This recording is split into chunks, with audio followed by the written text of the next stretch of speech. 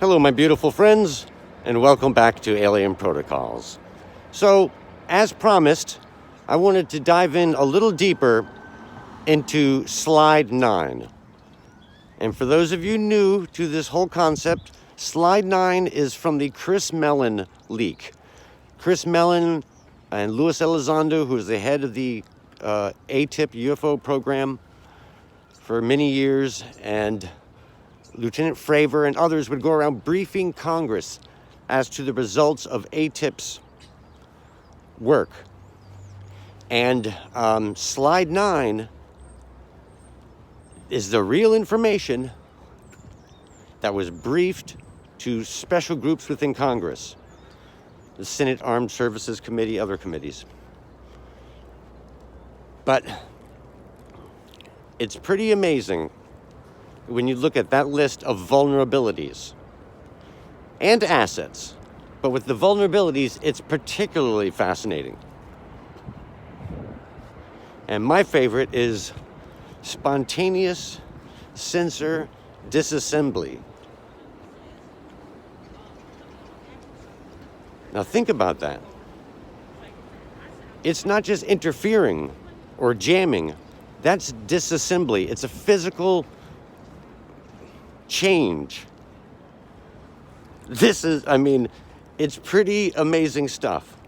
Now, with a lot of UFO cases, you'll hear about cars shutting off and other electronic equipment shutting off, but especially cars.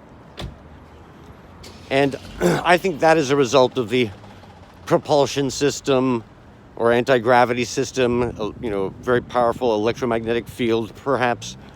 And that's not what we're talking about with spontaneous sensor disassembly. Now, you may remember at Skinwalker Ranch, Robert Bigelow spoke about how they had multiple camera systems, and one camera system would look at the other camera. And during one millisecond, they couldn't capture anything on camera, but one of the cameras, the pole that it was on was stripped. All the masking tape was stripped off of it. It was all unplugged, the wires pulled out. It was disassembled. Physically. Now, this is major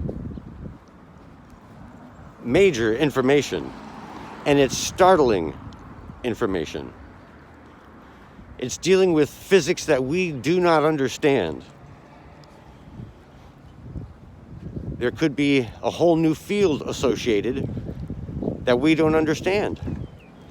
It could be something that was able to camouflage itself perfectly and move at a speed that we can't perceive. There's a lot of logical explanations. But spontaneous sensor disassembly, that is one of the vulnerabilities as determined by over 10 years of ATIP studying major UFO cases involving the military. So, is it spontaneous sensor disassembly when people do PK, psychokinesis, or demonstrate it? Dean Radin has those amazing studies that show the human mind can affect subatomic particles.